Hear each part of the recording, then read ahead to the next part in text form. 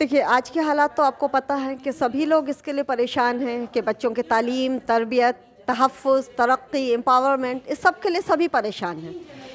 ہم لوگوں نے، ہماری جو ٹیم ہے، ہم نے صرف اپنے گھر کا نہیں سوچا، ہم نے پوری کمیونٹی کا سوچا ہے کہ ان کو بھی ان چیزوں، وہ لوگ کو ہم لوگ اس معاملے میں ان کو ہم لوگ آگے بڑھائیں، ترقی میں، تعلیم میں، امپاورمنٹ میں۔ جی کیسے بڑھائیں گے؟ کیا کرنے کی ضرورت ہے؟ دیکھیں اس میں سب سے پہلی چیز ہوتی ہے اویئرنیس۔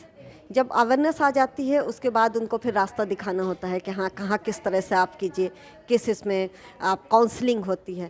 تو یہ ساری چیزیں اویئرنیس بھی دی جاتی ہیں، کاؤنسلنگ بھی دی جاتی ہیں، ان کو مورل سپورٹ دیا جاتا ہے کہ آپ جو ہے مطلب حجاب جو ہے وہ آپ کو امپاور کر رہا ہے، پراؤڈ ٹو بی اے مسلم، حجاب لے کے بھی آپ اونچی سے اونچی تعلیم حاصل کیجئے۔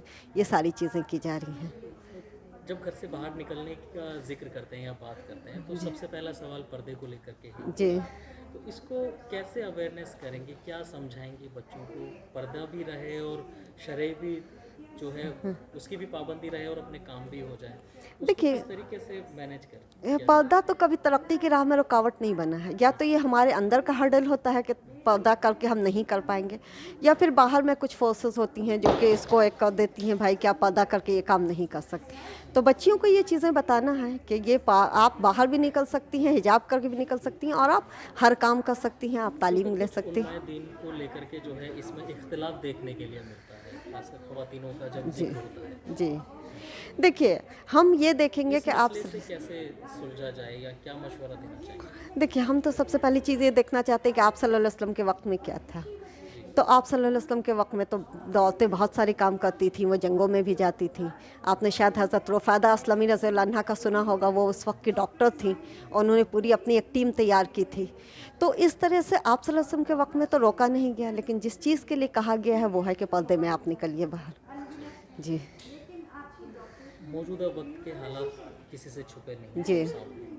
کس طریقے سے جو خاص کر لڑکیاں ہیں ان کو جی قدم اٹھانے کی ضرورت ہے؟ جیسے ایک لو جہاد، ایک ٹرینگل ہے، اس طریقے سے مرتد ہو رہی ہیں لڑکیاں، مسلم لڑکیاں خاص کر، اس کو کس طریقے سے روکا جا سکتا ہے؟ یا کیا آپ اس میں اویئرنیس کرنے کے لیے بولنا چاہیں گے؟ کیا خیال رکھیں؟ کس طریقے سے ہوشیار رہیں؟ دیکھیے اس کے لیے تو سب سے پہلے ہم کو دین کی بیسک تعلیم جو ہے وہ بچیوں کو بہت اچھے سے دینا ہوگا کہ اصل دین کیا کہتا ہے۔